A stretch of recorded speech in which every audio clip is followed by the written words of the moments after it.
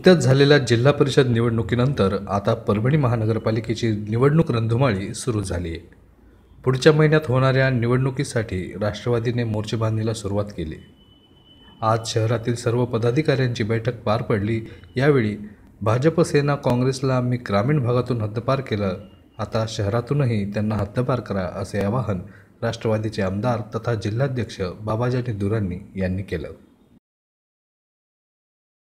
परभणी शहरातील राष्ट्रवादी भवन येथे आज महानगरपालिका निवडणुकीसाठी राष्ट्रवादीच्या शहरातील पदाधिकारी कार्यकर्ते यांची बैठक आयोजित करण्यात आली होती।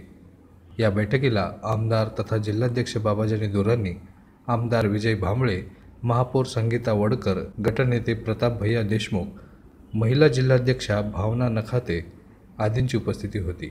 यावेळी बोलताना आमदार तथा जिल्हाध्यक्ष बाबाजानी दुर्राणी काय म्हणाले ते पाहूयात। आणि काँग्रेसची परिस्थिती जिल्ह्यात काय आहे,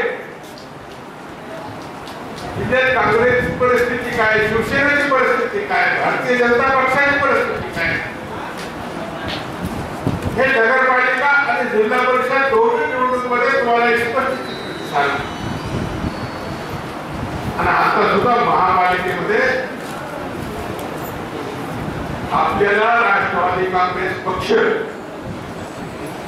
किमान 35 जागांवर आपल्याला विजय कसा प्राप्त करता येईल